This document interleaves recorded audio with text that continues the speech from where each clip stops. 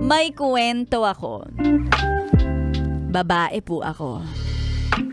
Share ko lang ang intimate love and fantasy ko.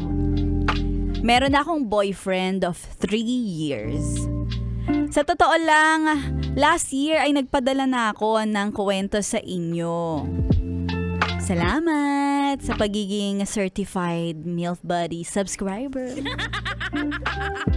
Nakahiligan po namin ng boyfriend ko ang mag-food trip. Kaya nga yung motor namin noon, naging kotse na ngayon. Ay, congratulations! Kasama ng pagbabago ng lifestyle, nagbago din ang mga katawan namin. From XS ako, ngayon medium na ako.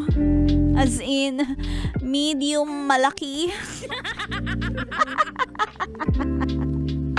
Kaya nag-apply ako ng subscription sa mga gym para magbalik alindog.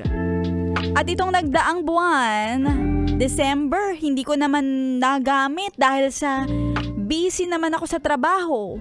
At mahirap din maisingit sa oras ang pag-gym. Ay, ang mga dahilan nga naman. Nanghinayang din ako sa binabayad ko.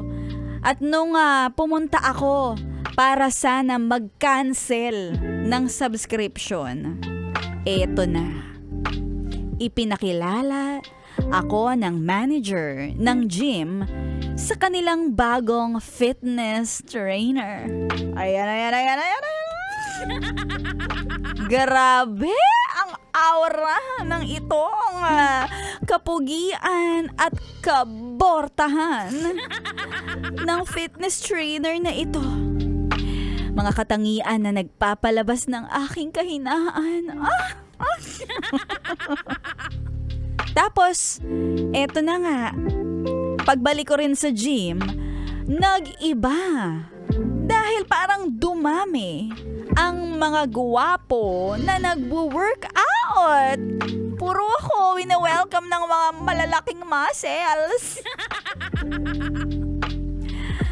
Nung kinausap ako ng manager, sabi niya ay bibigyan niya ako ng option. Dahil bibigyan niya ako ng free pogging trainer for 6 sessions. 6 na session ha. Baka iba yung pagkakarinig nyo. Aray ko. At sinampulan na ako pagpunta ko doon ng first session. Stretching pa lang. Ay, si Kuya, grabe naman makabuka ng aking hita. Ay, stretching is stretch yung legs, ganun. Kaya sino ba naman ako para humindi sa offer? May bago akong inspirasyon para sa pagpapapayat. At sa boyfriend ko, huwag kang mag-alala. Dahil ikaw pa rin ang uuwian ko. Hanggang tingin lang ako dito.